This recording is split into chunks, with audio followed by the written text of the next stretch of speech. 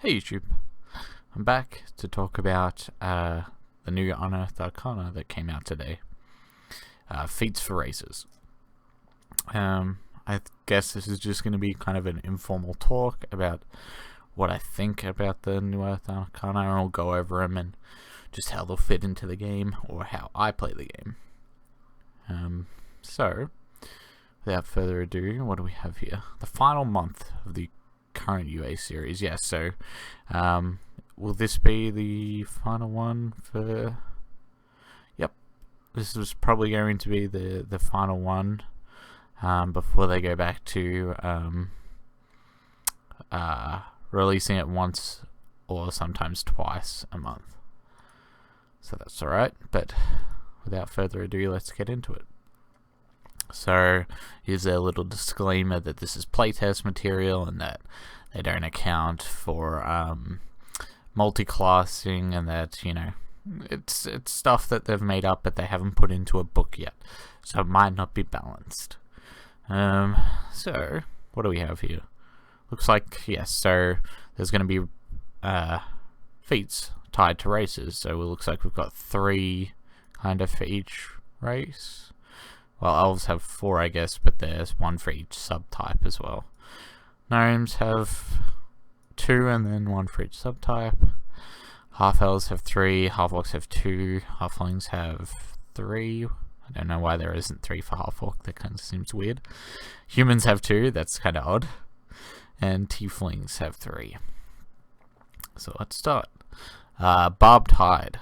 Prerequisite, tiefling. One of your ancestors was a barbed devil or other spiky fiend. Barbs protrude from your head, you gain the following benefits. So it's kind of that's a good sort of fluff, that you're a tiefling and kind of spikes protrude from you. From your head. So it says hide up here, but it says head here. Weird. Your con or charisma goes up by 1 to a maximum of 20. That's fine. As a bonus action, you can cause small barbs to protrude from all over your body. So apparently, not just your head. Or cause them to retract. At the start of each of your turns, while the barbs are out, you deal 1d6 piercing damage to any creature grappling you, or any creature grappled by you. This is kind of cool. I could see this being used maybe either just going the full, you know, warrior way. So it seems this stacks with armor as well, so you could run it on, you know, a paladin or something of higher class, a higher melee class, sorry.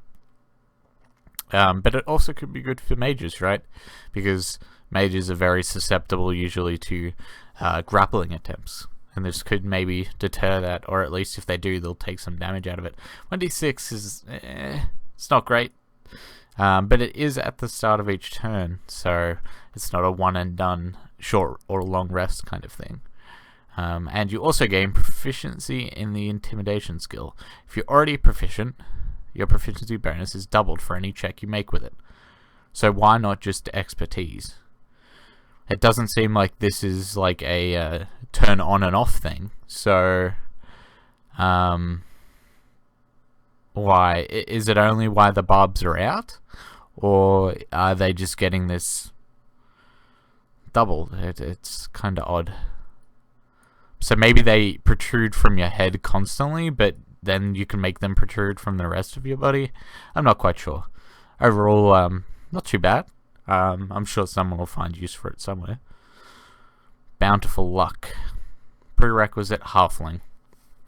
Whenever an ally you see within 30 feet of you rolls a 1 on the d20 for an attack roll, an ability check, or a saving throw, you can use your reaction to let the ally re-roll the die. The ally must use the new die roll.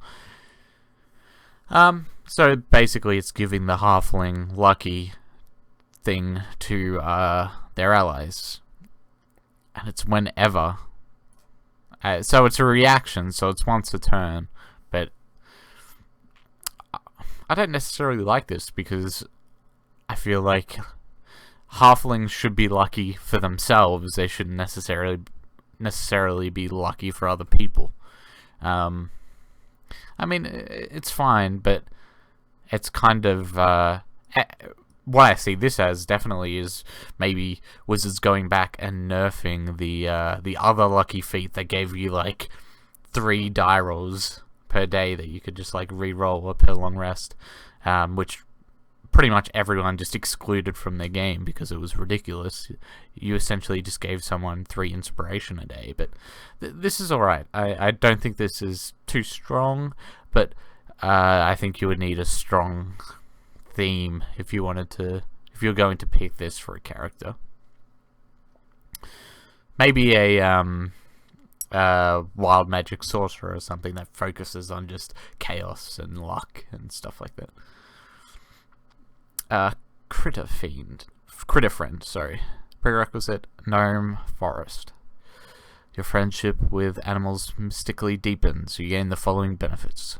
You gain proficiency in the animal handling skill. If you're already proficient in it, double your proficiency bonus to any check you make with it. So kind of expertise again, really. You learn the Speak with Animals spell and can cast it at will without expending a spell slot.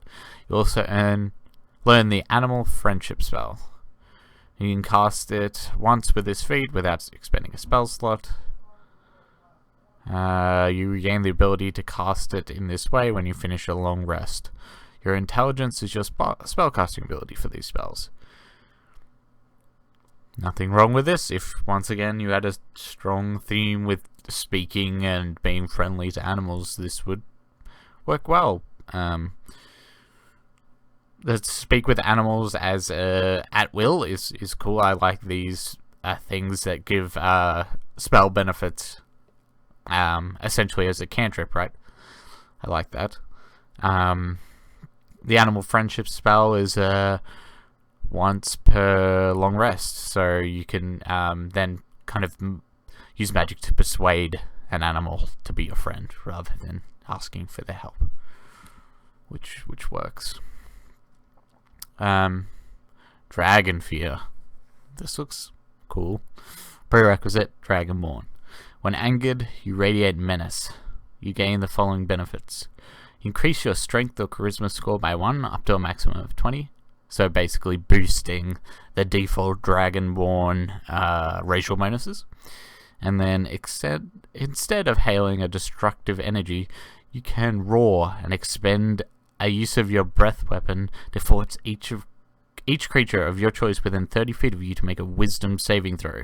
And then the DC is, as it usually is worked out. A target automatically succeeds if it can't hear a C, right, because it's a roar. Or C? I'm pretty sure you would be scared of a roar if you heard it, especially a dragon's roar. If it can't see, wouldn't it be can't see and hear you? I would change that. On a failed save, the target becomes frightened for 1 minute. If the frightened target takes any damage, it can repeat the saving throw, ending the effect on itself on a success. That necessarily doesn't make any sense, like, role-playing wise.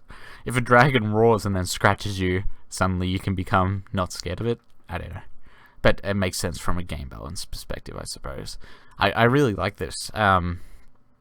It's giving Dragonborns have more of that dragon menace. It's giving them the dragon roar, which has been a staple of, dragons in fantasy for a long time. So that is a very cool feat. I enjoy that a lot. Dragonhide. Prerequisite: Dragonborn. You inherited the might and majesty of your dragon ancestors. You gain the following benefits. Strength or charisma again, so extending the racial bonuses. In fact, all of these just might be doing that. Yeah, dwarf by 1. Maybe that's just how it is for these ones. You grow retractable claws from the tips of your fingers. Extending or retracting the claws requires no action. The claws are a natural weapon. The claws are natural weapons which you can use to make unarmed strikes. If you hit with them, you slash, dealing the damage equal to 1d4 plus your strength modifier, instead of the bludgeoning damage normal for an unarmed strike. Why keep it so low? Why not bump it up to a 1d6? I guess 1d6 would be the equivalent of using like a short sword, but 1d4 seems it just seems a little weak. It seems like this shouldn't really be part of the feat if you're gonna have this. It's just kind of a fluff thing. And then the I guess the third benefit is the meat of this feat, and that is your scales harden. You gain +1 bonus to AC while you aren't wearing armor. Perfect for Dragonborn barbarians that feel that their AC is a little bit low, and they don't want to go into using that medium armor. They can take this to give their armor a little bit of a boost, maybe. Although, in doing that, you would probably be better off putting it in dexterity or con right, and putting the 2 points in that and boosting it up like that, because you'll be picking a feat at 4th and 8th level where you'll be getting your ability score increases anyway. So it could be something. It's got some cool flavor, but might need to be messed with a little bit by the GM. Dragon wings. Prerequisite Dragonborn. Oh god, this is a flying thing, isn't it? You sprout draconic wings. With your wings, you have a flying speed of 20 feet if you aren't wearing heavy armor and aren't exceeding your carrying capacity. So it does nerf it a fair bit from the Aarakocra? Is that the Aarakocra? I'm not sure how to pronounce that, but there was a class that gave you a 50-foot flying speed to begin with, and that broke a lot of people's games, and most people, like myself, don't allow people to play that character in said games. I know other YouTubers like Dnd5e have kind of reworked it so it's like an ability rather than you can just fly everywhere. But I think giving characters a flying speed from so you would be able to get this at 4th level by most people's games, so maybe a 20-foot flying speed at 4th level isn't a huge deal. I mean, it's only a really huge deal if they're going to be able to fly over all the obstacles you put in place as a DM. And the fact one of the points where they can't wear heavy armor and they can't exceed their carrying capacity is kind of makes it a little bit easier to balance, because you're not going to have massively armored tanks flying around. It's at most, I would probably scratch off medium armor as well, and just have it so you could only really fly as a maybe light armor. But I still feel what's going to happen is smart players are just going to build mages who can fly up in the air 1,000,000 miles away and then deal with any threat that might be a melee threat to them while throwing their cantrips from 120 feet away. I just kind of feel like you have to be very careful about giving this to a player and giving it to the right player. Nevertheless, let's continue on. Drow High Magic. Prerequisite. Elf. Drow. You learn more of the spells typical for your people. You learn Detect Magic and can cast it at will, without expending a spell slot. Detect Magic, that's fairly good. You also learn Levitate and Dispel Magic, each of which you can cast once without expending a spell slot. You can regain the ability to cast the spell. In this way, when you finish a long rest, Charisma is your spellcasting ability for these spells. Okay. I really like, I feel like this is fairly strong. Detecting magic, and you can cast it at will. Oh, I feel like a player that has that is going to be pinging that off everywhere. They're going to be detecting magic all over the place. You look slightly suspicious to me? Detect magic. Detect magic. You walk into a store filled with wonderful knickknacks. Okay, I detect magic on all these things. Tell me which ones are magical. I mean, they with Detect Magic, they will only learn that it's magical, right? So it's not necessarily too bad, and they'll learn the type, I believe. So they'll learn if it's an enchantment or something. But I think that's okay. And then Levitate and Dispel Magic once without expending a spell slot. That's fine too. I like the opportunity that this gives to create a warrior that knows a bit of magic without going down the Eldritch Knight route, which is, in my honest opinion, a little underpowered, and or any other of the Gish, the half magic, half fighter kind of deal. Overall, I think this is a pretty good feat. I would have to see how these spells kind of interact with my game, but I feel like Levitate and Dispel Magic, that they're fine once per long rest without having a spell slot. I can deal with that. Maybe just not the Detect Magic at will. But I would let a player pick it for their character and kind of see how it goes. Dwarven Resilience. You have the blood of dwarf heroes flowing through your veins. You gain the following benefits. Increase your Constitution score by 1 to a maximum of 20. So extending the dwarf thing again, and then whenever you take the dodge action in combat, you can spend 1 hit die to heal yourself. Roll the die, add your Constitution modifier, and regain a number of hit points equal to the total, minimum of 1. So the dodge action is taking your entire turn's action to give enemies disadvantage on attacking you. So this is the situation maybe where your character's low on health and the rest of the party's trying to fight, and you're dodging each turn and bandaging yourself with your hit dice.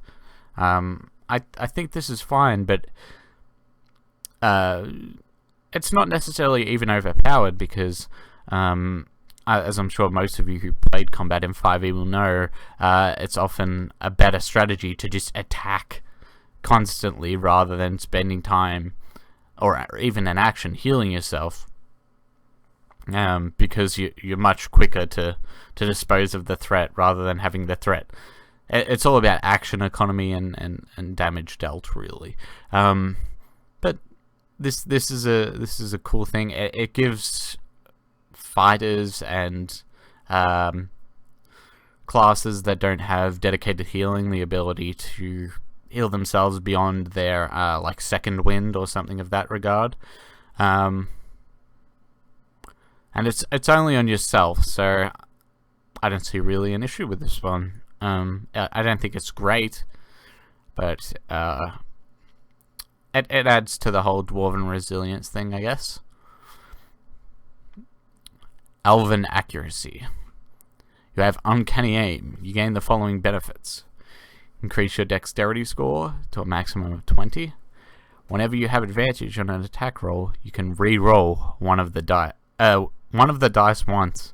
Man, that is a good ability. This is probably the strongest I've seen thus far. So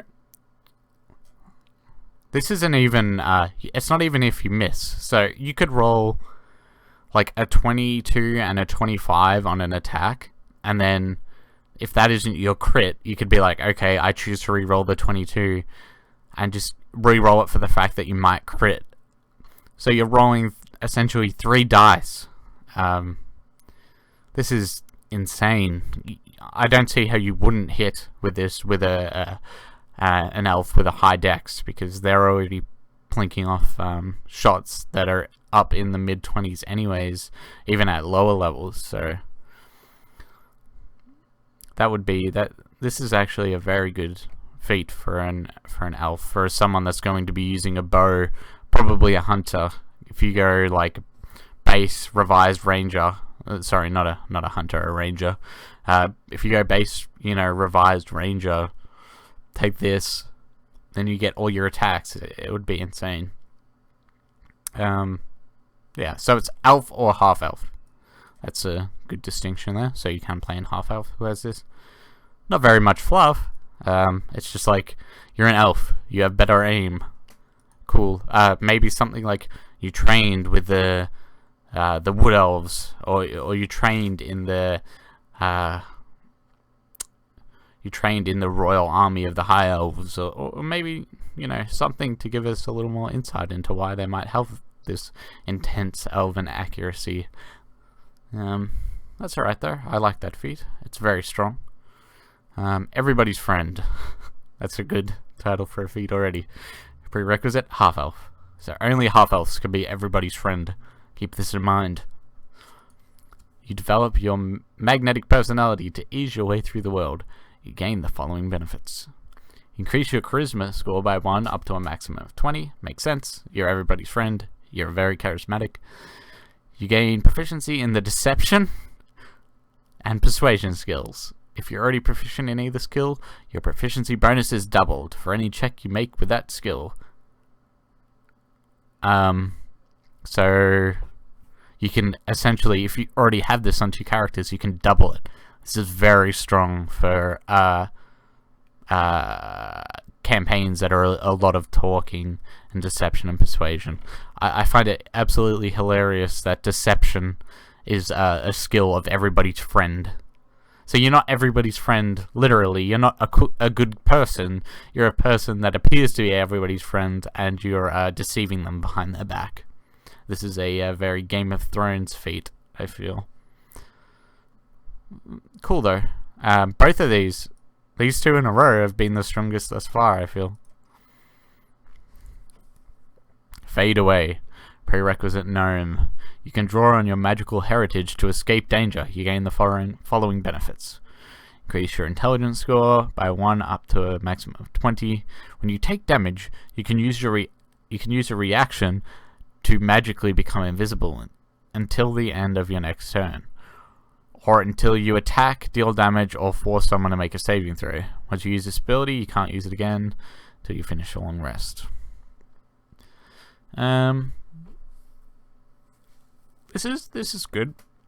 This is good if you're playing a mage gnome, and since it's intelligence anyway, that works. Essentially, a bunch of orcs run up to you. The first one hits, you turn invisible. The other ones no longer hit you, and then you just run away and then take your action to hide.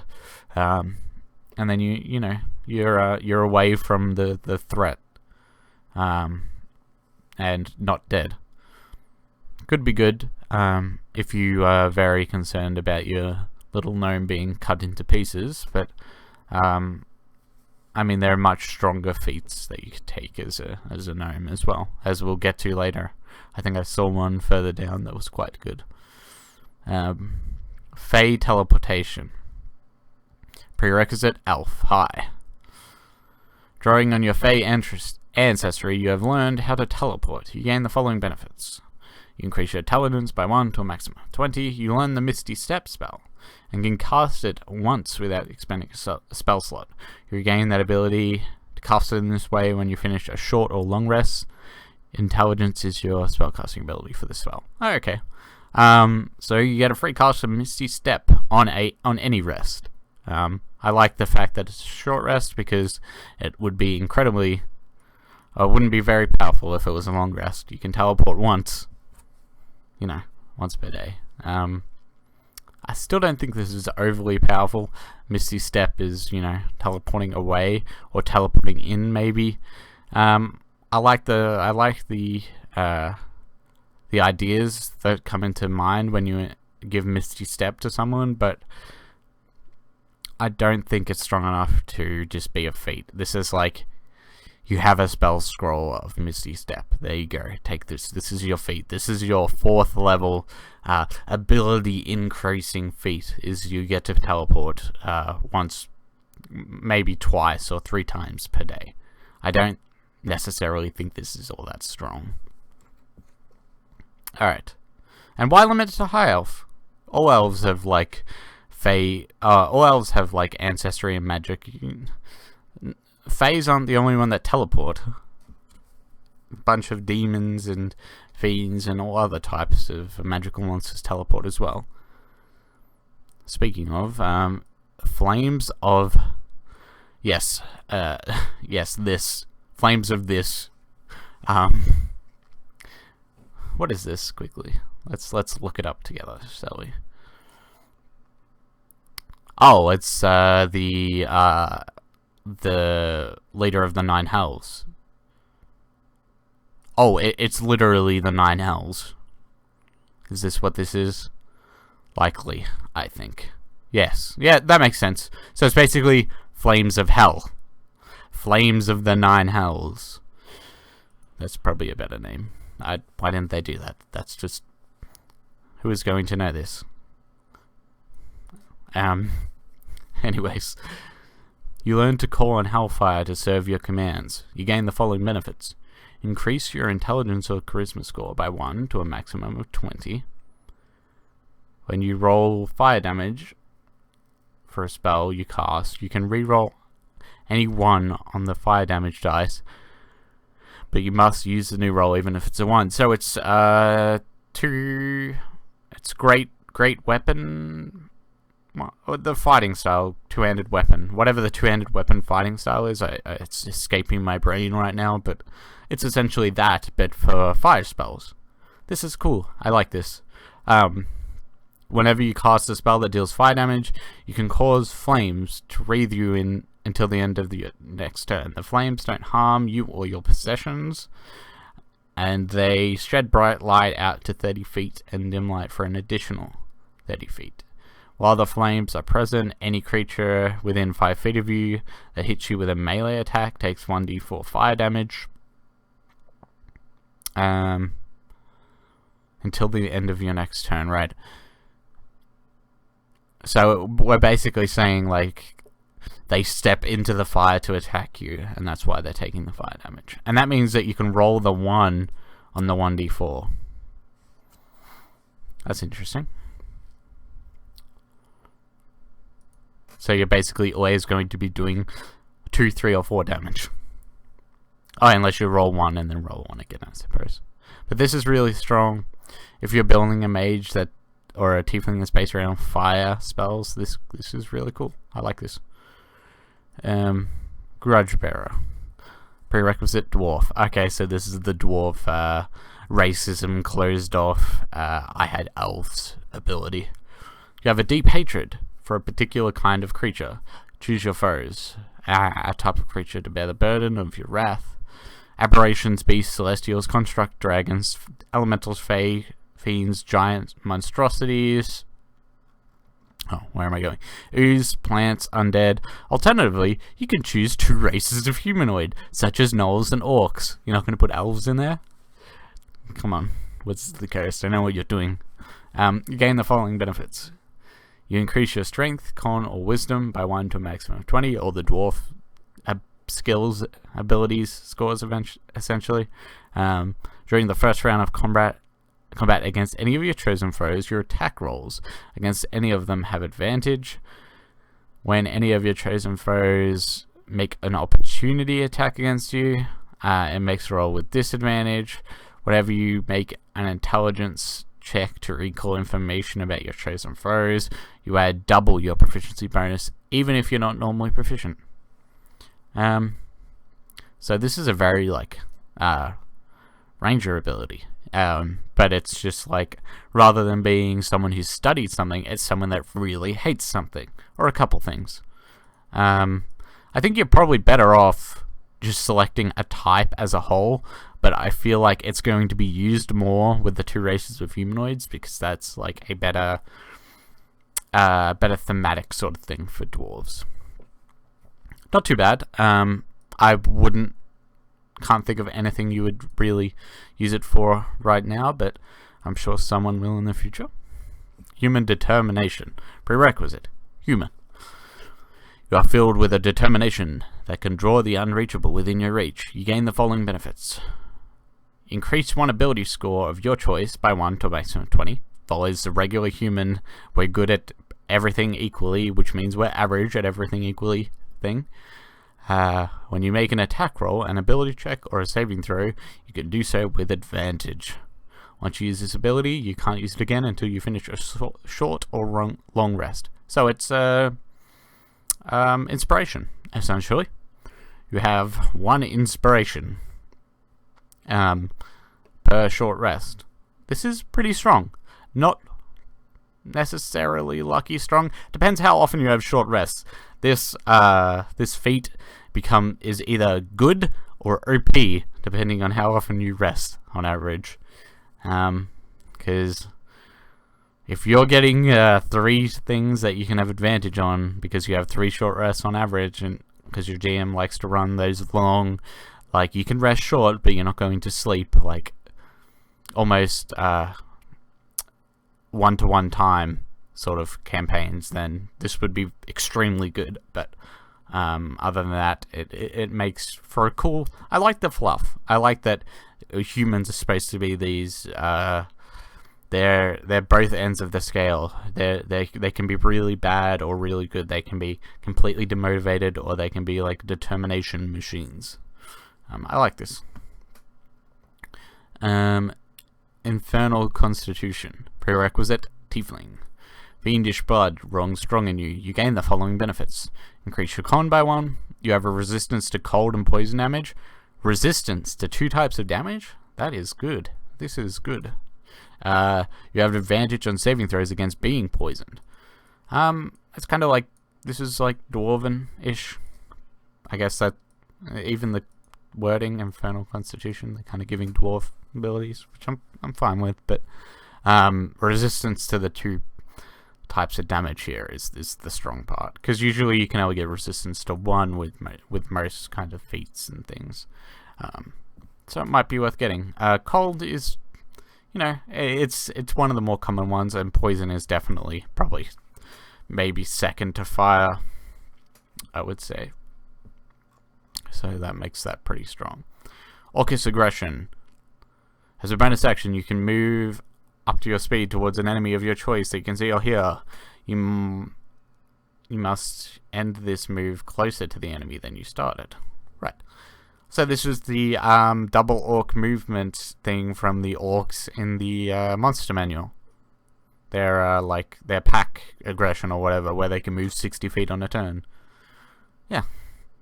Cool. Give orcs that ability. This is good. Why they didn't include like half orc here? Why they didn't include full orc? Like, you just released a supplementary material that had orc in it. Why not put it in here? I guess you're going with base races. That's alright.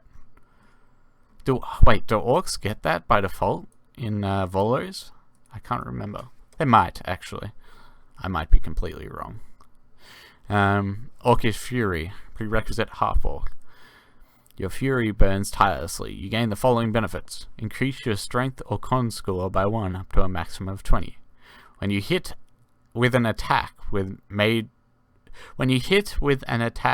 with a simple or martial weapon, you can roll one of the weapon's dice and a damage dice an additional time and add it to the extra damage of the weapon's damage type. Once you use this ability, you can't use it again until you finish a short or long rest. So you're gaining your like crit ability as an half orc. You're basically forcing yourself to crit, except it doesn't count as a crit. So you could roll this ability on a crit, get the normal dice, the bonus dice from... You could get the normal dice, the crit dice, the bonus dice, and then this dice. And then you could be like a barbarian as well and get another dice on top of that. And if they're all with a great axe, my god, that's a lot of damage. That's a lot of d12s going on there. This is cool.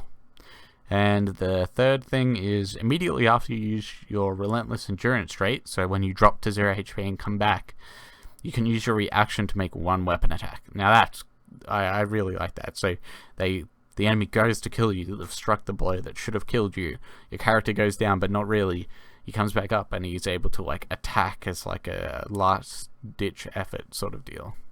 Very good. I kind of found this gives Relentless Endurance the bit of spice that it kind of needs to have, because Relentless Endurance by default, you went down but you're not actually down. Fair enough, but that doesn't necessarily mean you're next on the turn order to attack either. So you could go down but not really go down, and then his friend the archer actually finishes you off, which is kind of just takes away from the coolness of the guy not actually going down from the hit that should have made him go down thing. But now we get this as a reaction, so regardless of where he is in the turn order when this happens. I like this. This is a very fits the orc, the half orc kind of feeling very well, I feel. Prodigy. half-elf, or human. So only half-elves and humans can be prodigies. You have a knack for learning new things. You gain the following benefits. Increase one ability score of your choice by 1 to a maximum of 20, and you gain 1 skill proficiency of your choice.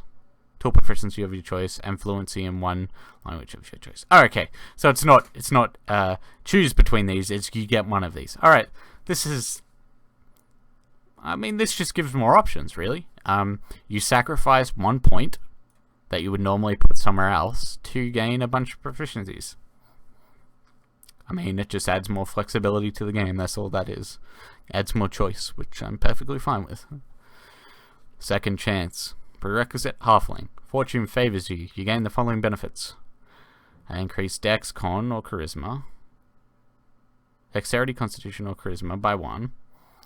When a creature you see hits you with an attack roll, you can use your reaction to force that creature to re-roll. You can use this. Once you use this ability, you can't do so again until you finish a short or long rest. Okay, so you don't take a hit once, or maybe you do. Well, you force the enemy to re-roll once, which means that next roll could be a hit anyways. This is, it's a lot weaker than lucky and a lot weaker than the human one up here, the determination one, because you can do it on, it's when you make an attack roll, so you can't do it on an enemy's attack rolls. I still feel this is a reasonably weak feat, but that doesn't mean that someone won't pick it as like a halfling. Squat nimbleness. That's odd. Prerequisite. Dwarf, gnome, or halfling. So all the short boys. You are uncommonly nimble for your race. You gain the following benefits. +1 to strength or dex. Increase your walking speed by 5 feet. Oh, okay. So this is bridging the gap between the smaller races and the medium races. So you're not slow. This is very good for kiting enemies, because if you're a smaller race and you're running away, eventually the medium race is going to catch up to you, because they're going to keep gaining 5 feet every turn, or 10 feet every turn if it's a dash. If both of you are dashing. That's good. You gain proficiency in acrobatics or athletics. I think this is a perfectly fine ability, especially for someone that gets pissed off that their dwarf can't run away because they have short legs. But maybe you're a very good running dwarf and you can run at 30 feet. Wonder Maker. Prerequisite gnome. Here's the one I saw earlier. You master the tinker techniques of your people. You gain the following benefits. Dex or intelligence increase. Why dex? I guess we'll see. When you make a check in using your proficiency with Tinker's tools, you add double your proficiency to the check. When you make a device check with your Tinker trait, you have the following additional options for what you make. So this is for like the like toys that you can make, essentially, the little things that you can make as a Tinker, as a rock gnome. Alarm. This device senses when creatures say this is the alarm spell. Lasts for 1 minute, can be heard from up to 300 feet away. Yeah, this is the alarm spell, pretty much. Calculator. This device makes doing sums easy. Wow. It's literally a calculator. Wouldn't this be like an abacus or something? Like, what? You can't just have a calculator. What are you doing, wizards? What is this? No, I'm kidding. I don't know when this would ever be used, but it's a cool option, I guess. Lifter. This device can be used as a block and tackle, allowing the user to hoist 5 times the weight they can normally lift. So, it makes your fighter of the group super strong.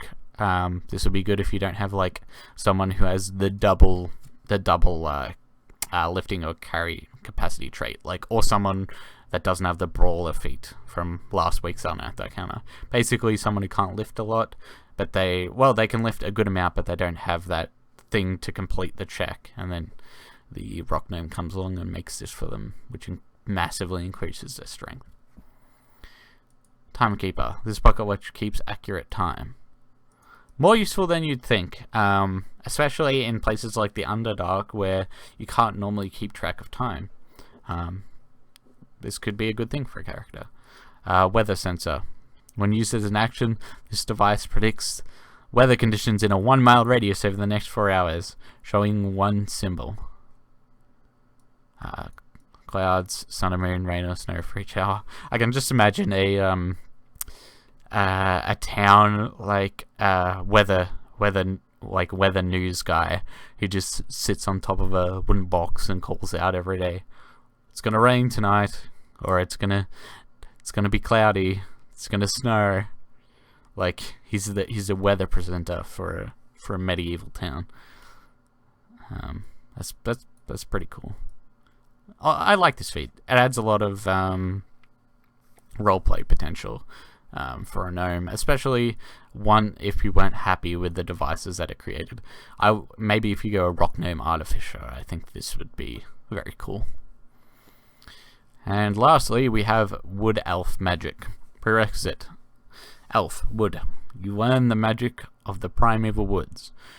You learn one druid cantrip of your choice. You also learn Long Strider and Pass Without Trace, each of which you can cast once without expending a spell slot. You gain the ability to cast the spell in this way when you finish a long rest. So basically, you get these.